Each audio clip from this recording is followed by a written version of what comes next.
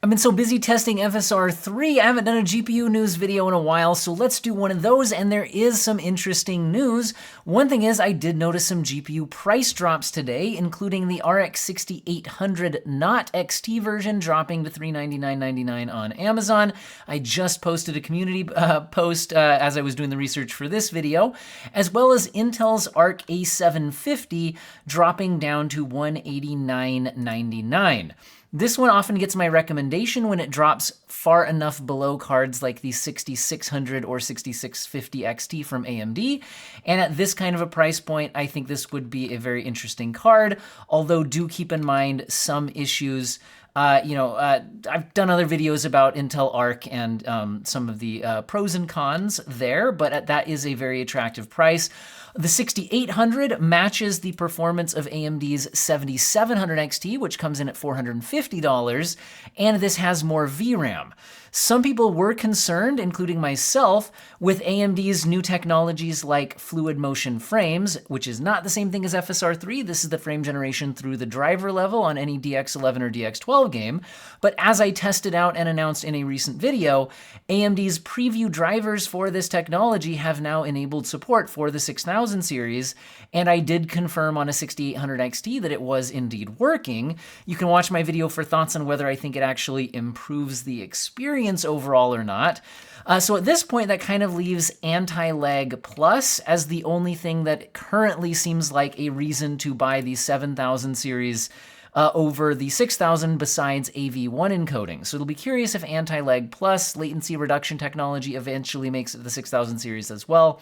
So if you're not that interested in AV1 encoding, the 6800 with 16 gigabytes of VRAM at $400 is certainly a compelling option. Now, speaking of FSR3 and latency and that type of thing, this is, so other channels have finally got some testing out on FSR3.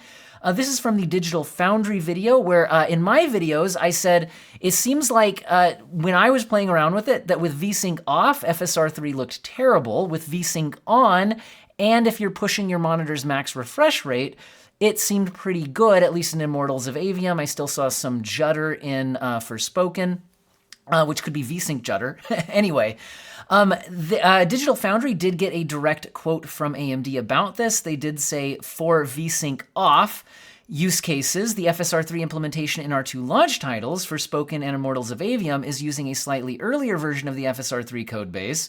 We have already identified improvements which have been rolled out to the GPU Open FSR3 code release, which ensure better pacing between generated and real frame presentations.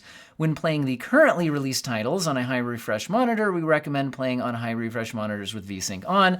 So anyway, this seems to be confirming what I was noticing in my testing, that, and there's some other quotes talking a little bit more about variable refresh rate. Again, implying that it does seem like it's correct, as I saw in my testing, that variable refresh rate was not working properly. You do need V-sync on in the currently released games to get good frame pacing, and it's also working best, locked to your monitor's max refresh rate. Anyway, I've already done a ton of content on this, so I don't want to follow up on that. To just show that other people have been seeing similar results. Hardware Unboxed was able to do click-to-photon latency, which I was not able to do in my testing because I do not have the proper hardware to do click-to-photon latency. It is worth noting here, and by the way, these full videos I would highly recommend watching, and links will be in my video description. It is worth pointing out here that the overall latency is high here because the muzzle flash in Immortals of Avium is not instantaneous. So this is not actually the total system response time, it is the total latency from clicking your mouse to getting the muzzle flash, but part of that is the muzzle flash animation in the game, not actual latency. So what really matters here isn't the numbers, it's the differentials between FSR3 frame gen on versus off, as well as the AntiLag Plus numbers. Because I'd been seeing conflicting reports, and again, I didn't have measurement tools I could use for myself, on whether or not AntiLag Plus is actually compatible with FSR3 right now. And it looks like in the Hardware Unboxed testing, it looks like AntiLag Plus currently does little to nothing to reduce latency in FSR3 frame generation currently. You can see that in the highlighted area right here, where we are seeing that FSR3 quality plus frame generation with anti-lag off versus anti-lag plus turned on is very, very similar overall latency. Maybe you're getting a tiny benefit to it, or possibly, you know, margin of error or whatever. But the point is, it doesn't seem to be a great impact here. However, when you just look at FSR3 quality with no frame generation versus FSR3 quality with anti-lag plus, there's actually a massive reduction to latency. If you call it 90 and 120, that's easy to say is it's about 30 milliseconds of latency reduction with anti-lag plus. So it looks like anti-lag plus does a great job, but doesn't seem to do nearly as much when frame generation is enabled. Now, whether that means it's not compatible or whether it means that the build, because they also say frame generation has its own latency reduction technology already built in. So is it already doing most of what anti-lag plus was doing anyway, just as part of enabling the frame generation, and then you don't get much additional to that from anti-lag plus?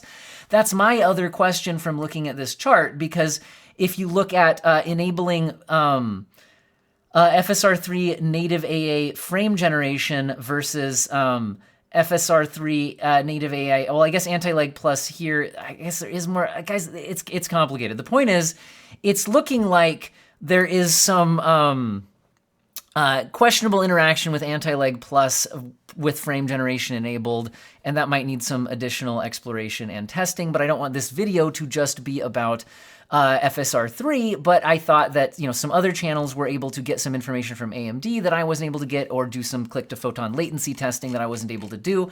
And they also did some excellent capture and side-by-side analysis of image quality. And again, I highly recommend checking out both of those videos. All my sources today will be in the video description. But hey, it's looking like we're seeing somewhat credible, but certainly not confirmed, rumors of a 4080 Ti with an 8102 GPU inside of it for release in early 2024. This is a videocards.com article. However, the actual leak/rumor, however you want to take it, is coming from Mega Size GPU on X. Saying there will be a 4080S, maybe Ti, so some sort of 4080 Super or Ti upgrade in early 2024 based on 8102, the TGP below 450, at the same price range as the 4080. Now, this is certainly interesting, and NVIDIA certainly left a large performance gap between the 4090 and the 4080, much larger than we normally see between an 80 and 90 class GPU.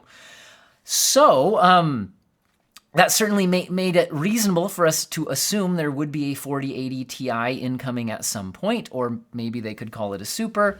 And again, coming in at similar price would be around $1,200. Now, on the current street prices for 4080s are as low as around $1,100 right now. The MSRP was $1,200. Now, if there's a 4080 Ti that's on the 8102 GPU, keep in mind that the 4090 is an 8102 GPU. The RTX 4080 is 8103. So obviously the 4080 Ti would be a more cut down 8102 than the 4090, but this would make it stronger than obviously the 4080. Anyway, the point is that's how all that plays out. But that means that if this is coming in at $1,200 and is stronger than the 4080, obviously, then does that mean we'll finally get a price reduction on the 4080? Because the 4080 has been, if you just judge it on, is it a good GPU performance-wise? Sure, absolutely. Great performance, great features, 16 gigabytes of VRAM. Good GPU costs $1,200, extremely disappointing. So if the 4080 Ti hits that $1,200 price point, could that force the 4080 down to a more reasonable price? I would have loved to see it launch at $800 or $900. That's probably asking too much from NVIDIA. So does that push it down to the $1,000 price point? Like, it probably depends on how much better the 4080 Ti is than the 4080. But anyway, so now, could all of this just end up being nonsense and this never happens? Sure, absolutely. I've also seen some rumors coming from Red Gaming Tech on YouTube. I didn't pull up that as a source, saying that he has a source that has leaked accurate things to him in the past, saying that there may be at least consideration of updates to other models within the 4000 series lineup. But again, track record on all of that, I can't say anything. So anyway, maybe that stuff will happen. However, Intel Arc GPUs did get, although I haven't verified it with my own testing, Intel's claims of performance uplifts through driver updates on their Arc GPUs have generally panned out to be true, that there were performance updates. Now, getting the exact same numbers they do comes down to a lot of things. Are using the same CPU, are using the same game at the same place in the game, all of that. But they are claiming some very large updates in a large upgrades to performance in a large number of games. Some of them DX12 games, some of them DX11 games. But overall, quite a bit of performance. This is, so how to read this chart would basically be the baseline purple is basically saying 100% performance. So the performance they got from the launch drivers versus the latest drivers. So if there were driver updates in between that did some of this performance, keep that in mind. This is a graph from Intel themselves. So this is not comparing to the latest driver, it's versus the launch driver. So again, and I haven't tested this myself, but I did want to report the at least claimed performance jumps here. They can be pretty significant. However, also notice that the CPU that they're listing down here, if that even shows up here, is a 13400F. Why is that relevant? Because some of the driver update performance improvements that Intel has been getting is from making their have less CPU overhead on their driver in the game, which then boosts performance if you were CPU limited by their driver having such high CPU overhead. And because of that, that means that on a high-end CPU, you may not see these same levels of performance gains. But that's not invalid testing, because if someone has an A750, they are very unlikely to have a top-of-the-line CPU like a 13900K or a 7800X3D. So I did want to point out that some of that might be GPU performance increase and some of it might be CPU performance increase or some combination of the two. That came along with this new driver update that was also optimized for Assassin's Creed Mirage and Forza Motorsport. So do keep that in mind. Also, Starfield has received an update. I have not had a chance to test it, but their main note for PC is improved stability for Intel Arc GPUs. They also said various additional stability and performance improvements. Last time they said that, I didn't measure any performance improvements in the area of the game I was testing in New Atlantis. I haven't checked this one yet. But more stability for Intel Arc certainly sounds good, since Starfield is such a major release. Now, since we're already talking about Intel Arc, let's move on to the fact that it looks like we'll finally see an Arc A580. Currently, we've just had an A310, sort of, an A380. Let's see, we had the 750, the 770. Basically, the A580 was announced as part of the Intel Arc announcement, but we just never actually got one. Well, it looks like one briefly went on sale in Japan, and back orders beginning in US and Canada, so this definitely seems to actually be happening. We did see a leaked slide pop out from Momomo US on X, talking about the A580's specs, and claimed that it should be, with no claimed street price, but saying that it should be competing with the RX 6600 and RTX 3050, and it should, and considering the A750 is considered to be competing with the 6650 and 3060, this should be at a lower price and lower performance, obviously based on the specs. If you look at the Japanese sale price, it was 30% lower price than the A750, but whether or not that corresponds to the actual MSRP of these GPUs, that's another thing. We have seen box art for a Challenger, ASRock Challenger Arc A580 pop-up leaked as well. This was the official announcement of Arc GPUs, where they had the A380, A750, A770 announced and actually launched, and then we never got this 580. This was the original announcement slide, so that definitely was a thing. By the way, we also are seeing Intel Arc A310s, and they're actually going on sale. For a while now, these I think were available, but just for like system integrators for pre-built systems. It's looking like Sparkle has now brought these available in the form of the Arc A310 ELF to the US market as an actual GPU you could just like buy on Newegg for $110. So that's certainly interesting that Intel is expanding their Arc series at this point, where a lot of people are more hoping for and expecting, you know, where's Battle Mage, right? But they are at least expanding these. Now, in more Intel news, we are seeing Intel marketing materials confirming the 14th gen coming in at a 6 gigahertz chip that is 24 cores and a 5.6 gigahertz 20 core and a 5.3 gigahertz 14 core CPUs. That seems to confirm that we will be getting mostly just a 200 megahertz clock boost on a lot of these chips. And while we did see 6 gigahertz 13900KSs, we didn't see any just normal 13900K. There was no normal chip that wasn't the binned KS variant that hit 6 gigahertz out of the box, but that does seem to be the claim on these. These are apparently coming from what looks like some Chinese marketing slides, where we're seeing the 24 core, 8 performance, 16 efficient, 6 gigahertz, 20 core, 8 performance, 12 efficient, 5.6 gigahertz. That's interesting in the 14700K, because that would be an efficiency core bump from the 13700K.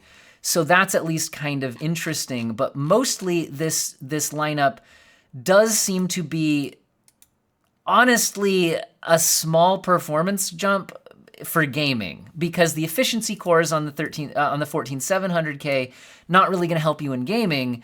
So, and the rest of this is just a little bit of a clock speed bump, which would help a little bit in gaming, but shouldn't help all that much. Now, Intel apparently accidentally confirmed the entire 14th gen core desktop CPU lineup before launch, at least the names of them, with a PCN, a product change notification source from Intel themselves, showing the entire list here. Although it doesn't, you know, list every spec in detail and performance claim or anything like that, but that would show this as the full full lineup. But like I said, mostly the increased efficiency cores on the i7 model is really the kind of the standout on that. Now, along with these new CPUs, these should be compatible with the motherboards that worked for the 12th and 13th generations. But it's looking like there will be new motherboards coming out for this generation as well. And Asus is apparently waiting until October 16th, which would probably coincide then with the actual reveal date, maybe review date, whatever, for Intel to announce, or maybe embargo. I don't review CPUs, so I don't have any like early embargo information or anything, for the 14th gen core series. And so you can get a bit of a heads up look at what some of these have leaked out as looking like. Anyway, but like I said, should I think be compatible with the previous generation. They shouldn't be changing the socket.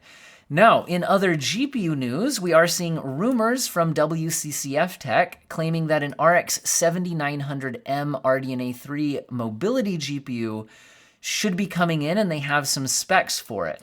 Now, this is interesting in the fact that while we've had the 7900 series on desktop for a long time now, there hasn't been anything high-end for the mobile GPU space from RDNA 3 up until apparently maybe coming soon with this leak.